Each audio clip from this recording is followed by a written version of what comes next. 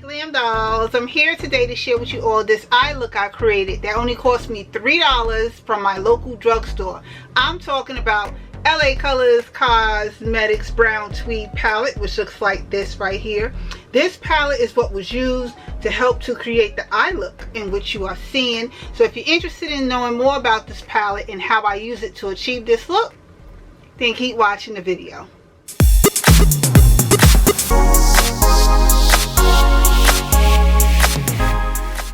Okay dolls, I'm starting out by priming the entire mobile area of my eyes, and with the warmth of my fingers, I'm going to blend this up into my crease area. Using a primer is what helps you to protect your eyes from the products you will be applying. And then I'm going to take my MAC Cosmetics Saddle Brown, my oldie but goodie. I'm taking this and blending it directly into my crease area and over the mobile area of my eye. This is what helps to separate my brow bone from my crease color by giving me a nice light wash of color. I'll be using this as my transitional color for LA Colors Cosmetics Matte 5 Quad Palette. Yes! I'm taking that darkest brown color, popping that directly into the crease, again with the fluffy blending brush, blending directly into the crease, really deepening the warmth of my eyes to separate that brow bone from the crease color. And I'm going to use my paint pot. Using a paint pot is what helps any eyeshadow, and I mean any eyeshadow, to pop that much better. And with the warmth of my fingertips, I'm dabbing this only on the mobile area of my eyes. With the warmth of my fingertips, this is what helps to spread the product evenly by dabbing it on the mobile area of my eye. And like I said, with a paint pot, any eyeshadow you use will pop that much better. Now for a tiny bit of black. Whew. Let me tell you all, when using black eyeshadow, hear me very clearly.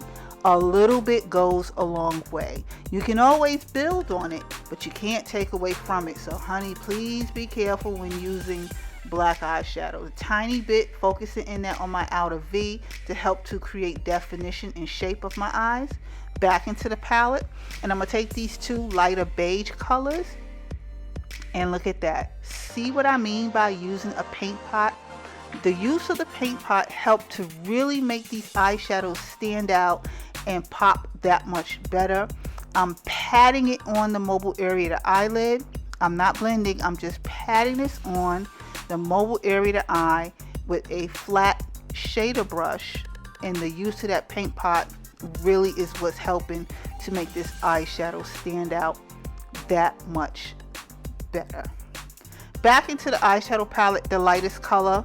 I'm only using that to place it in the inner tear ducts. This is just to help open my eyes up with reflexive light. Totally optional, not necessarily needed. Most people would have took this color and put it on the brow bone, but I decided to put it in on my inner tear ducts. So now off camera, I did my false eyelashes and wing liner, and here is my Nivea Poche Balm Cream. Now technically this is for men. Nikki Tutorials broke the internet many years back using this as a base. It's great as a moisturizer and filling in for those fine lines, especially underneath the areas of my eyes, and then I spread it all over the entire perimeters of my face. I'm taking my Black Radiance Matte Poreless Primer and pore filler. I use this and I focus heavy in underneath the areas of my eyes and around my nose area, and then with the rest of the product I spread it throughout the perimeters of my face. So now I'm going to mix my two favorite foundations, Makeup Forever and L'Oreal True Match. Mix them together and stipple it all over the entire perimeters of my face.